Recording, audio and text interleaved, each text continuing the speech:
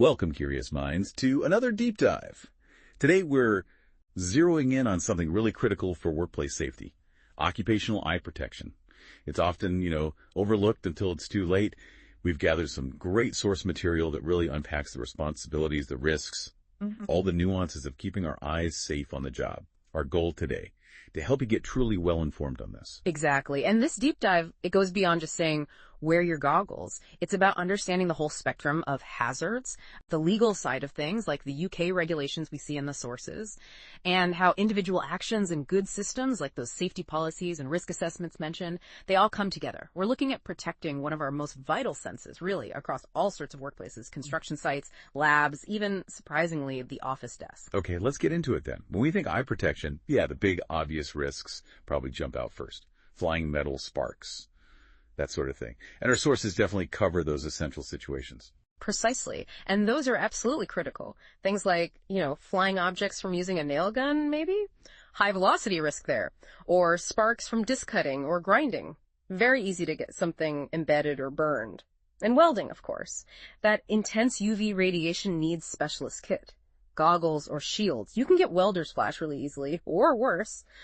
But it definitely doesn't stop there. Right. So what other hazards, maybe the less obvious ones, do the sources highlight? What else should we be thinking about? Well, chemical splashes are a huge one. Labs, cleaning jobs, could be acids, alkalis. A single splash can cause, immediate and sometimes irreversible damage. So you need more than basic specs. A full visor, maybe, or proper chemical goggles. And then there's something often missed, biological hazards, especially in healthcare, maybe waste management. Our sources really stress protecting against exposure to blood, body fluids, if there's a splash. Think about it. A splash into the eyes could transmit serious infections. It's about seeing that full range of threats, even the invisible ones. Okay, so we know the kinds of dangers out there. But where does eye protection fit into the employer's overall safety strategy? Is it always the first thing they should reach for, or part of a bigger picture? That's a really important point, and it touches on that core safety principle, the hierarchy of controls. Our sources are quite clear on this. Employers should provide PPE, like eye protection, mainly when you can't adequately control exposure to hazards just by using other methods alone. So it's often, supplementary or maybe a last resort. So not the only fix, but a crucial backup, the final layer, maybe? Exactly that. Think about it like this. Ideally, you want to eliminate the hazard altogether, or find a safer substitute. That's top of the hierarchy. If you can't do that, then you look at engineering controls. Things like putting in guards, barriers, or local exhaust ventilation, LEV systems to suck away fumes. After that, you've got administrative controls, changing work practices, maybe reducing the time someone's exposed. Then, right at the bottom comes PPE, like with strong acids or alkalis. Eye protection is vital if those other controls aren't fully cutting it, or, as a fail-safe in case they fail. It's that extra layer. It's definitely not meant to replace making the job fundamentally safer where possible. That makes a lot of sense. So, risk assessment says eye protection is needed. How do employers pick the right type? It can't just be any old pair of goggles off the shelf, right? Absolutely not. And this is where the sources get really detailed. The selection criteria, they're quite specific. First off, it has to give adequate protection against the specific hazard you identified. General safety glasses won't stop chemical splashes, for example. Second, it needs to be good quality and, crucially, CE marked. That mark, under standards like EN 166, it tells you it meets European safety standards. It's been tested. So for flying objects, the goggles must be specifically rated as shatterproof, impact resistant, usually polycarbonate or something similar. Okay, so match the gear to the specific threat. What else needs factoring in? Practical things. Yeah, lots. Employers should definitely consult the manufacturers. They know their products best. The selection also needs to consider the actual circumstances. Is it hot? Humid? What are the lighting conditions? What substances exactly? How concentrated are they? How much protection is needed? And resistance is key too. Will it stop the hazard getting through for long enough? Especially with chemicals. And then there's the fit and suitability for the wearer. It must fit properly, comfortably, securely. It can't dislodge easily or melt or deform. And it has to work with any other PPE someone's wearing. A hard hat, a respirator, they can't interfere with each other. Getting that fit right is crucial for it to actually be effective and for people to actually wear it. Might need different sizes, styles. And when it comes to actually providing this gear, who pays? Our sources seem very direct about the employer's role here. It's not on the worker to sort themselves out, is it? No, absolutely not. The employer's duty is really clear. legally binding in the UK under things like the Personal Protective Equipment Regulations in 1992. Our sources state employers must ensure there's a sufficient supply of the right eye protection, readily available for anyone who needs it when they need it. And this is critical to measure. It has to be provided completely free of charge to the worker, no cost. That really underlines the employer's basic responsibility for workplace safety. Providing the necessary tools, including safety gear, removes that financial barrier too. Okay, this is where it gets really interesting for me, the human element. You can have the best, most expensive eye protection, but if people don't wear it or don't wear it right, it's useless. How do the sources tackle that, making sure it's actually used effectively? Ah, yes, the compliance and effectiveness question. It's vital. Our sources put a lot of weight on involving the user, especially in choosing the equipment. If workers get a say, maybe try different types for comfort and fit, they're much more likely to actually wear it consistently, gives them a bit of ownership. And then, beyond just giving it to them, they need proper instruction. Thorough training on how to use it correctly, how to check it, how to clean it, not just a quick, here you go, maybe demonstrations, practice. So it's more than just the how, it's the why as well. Yeah. Understanding the reason behind it. Precisely.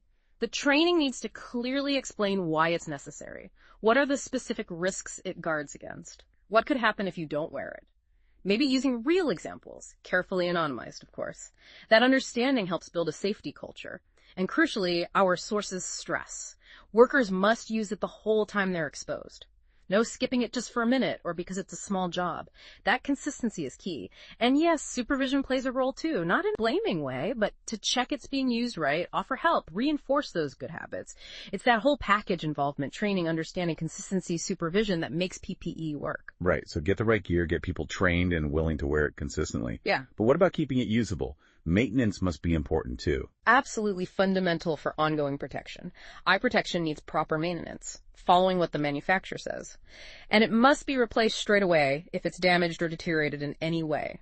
That means regular checks, looking for scratches, cracks, lenses fogging up badly, straps stretched out, any frame damage. Even a tiny scratch can mess with your vision or weaken the lens against impact. And when it's not being worn, where should it live? Does that matter?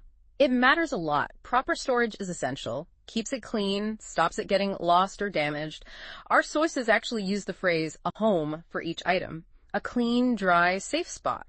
Maybe a dedicated case or a hook or a storage cabinet. It sounds simple, but that kind of organization stops it getting crushed in a toolbox or scratched or contaminated, keeps it ready and effective for next time, encourages use, really. Now, we often picture factories or building sites when we talk eye safety. Fair enough.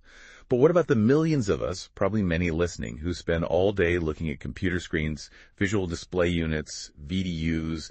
Our sources have a specific section on this, don't they? They do, and it's a really crucial, often underestimated area of occupational health.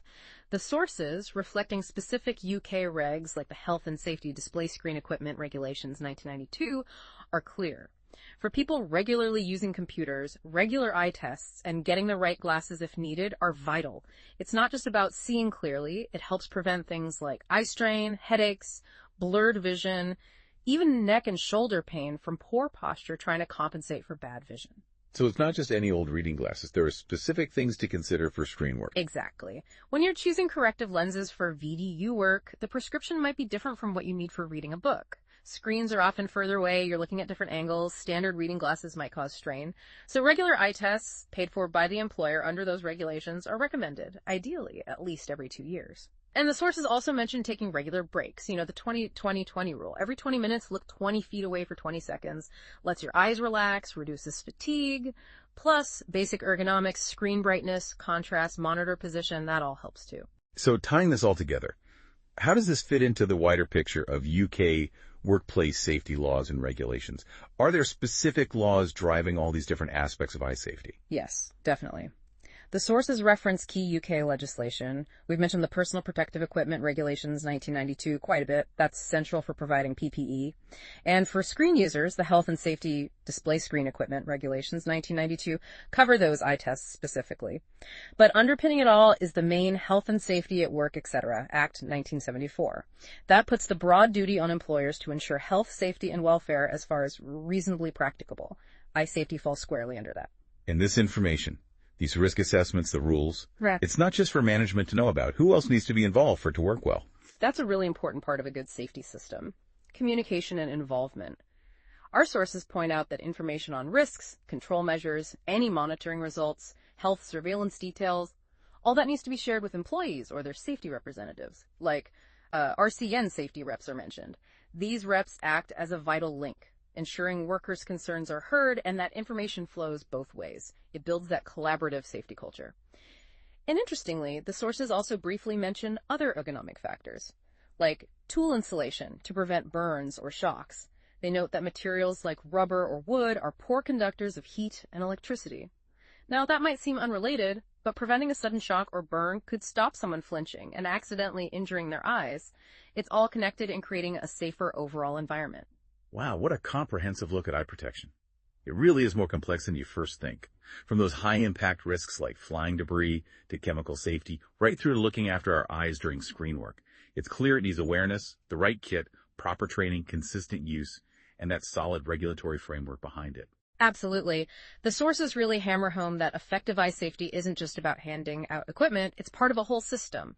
Risk assessment, careful selection, making sure it's used properly, keeping it maintained, all supported by law and, ideally, a strong safety culture. And it highlights that shared responsibility, doesn't it?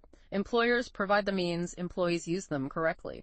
Thank you for joining us for this really insightful deep dive. So maybe something for you, the listener, to think about. When you look at your own daily environment, at work, or even at home doing DIY, what stands out? Are there times when simple eye protection could make a difference? Or perhaps small changes you could make to better protect your vision? Something to mull over until our next deep dive.